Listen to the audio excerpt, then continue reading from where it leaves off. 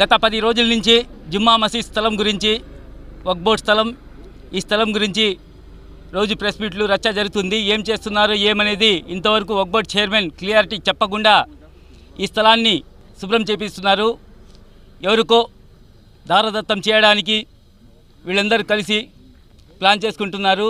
మేమందరం ఏమంటే ముస్లింల తరపున ప్రతి ఒక్కరూ మసీద్ స్థలం కాబట్టి మనకి ఖబ్రస్థాన్ లేదు, ముస్లింలందరికీ ఖబ్రస్థాన్ కావాలి, తప్పకుండా ఇక్కడ ఖబ్రస్థాన్ ఏర్పాటు చేయాలి, అక్కడ అలాగే మసీద్ ఏర్పాటు చేయాలి. అందరూ కలిసికట్టుగా అందరితో మాట్లాడి, ముస్లిం నాయకులతో అందరితో ప్రతి ఒక్క జమాత్ వాళ్ళతో పిలిచి మాట్లాడి దీన్ని అభివృద్ధి చేయాలని, అలాగే 13.5 ఎకరా ఈ స్థలము, అలాగే ఇంకో 3 ఎకరాలు దీంట్లో శివాయి స్థలం ఉంది, మొత్తం 16.5 ఎకరా. ఇంతవరకు దాని మాట ఎత్తడంలే. 13 ఎకరాలు అని చెప్తున్నారు, మొత్తం 16.5 ఎకరా ఇక్కడ ఉండేది.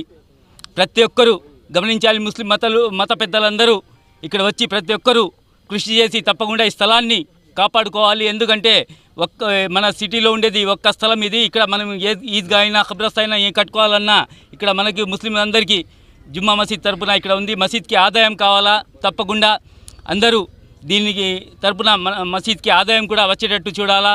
ముస్లిం మత పెద్దలు, నాయకులు ప్రతి ఒక్క పార్టీకి ఈరోజు అజీజ్ గారు చెప్పుకొచ్చారు. అలాగే పోయినసారి కూడా అలాగే చెప్పారు. డీమార్ట్ అమ్మేశారు, అలాగే పార్క్కి అక్కడ ముస్లింల స్థలం అబ్బాస్ అలీ ఖాన్ మసీద్ స్థలం పార్క్కి ఇచ్చేశారు. మళ్ళీ ఇప్పుడు అది స్వాధీనం చేసుకోకుండా ఇక్కడ వచ్చి దీన్ని మళ్ళీ క్లీన్ చేస్తున్నారు.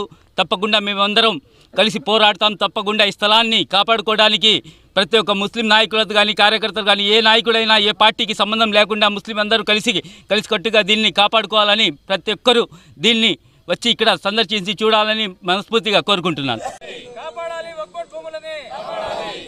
నారే తక్బీర్! నారే తక్బీర్! నారే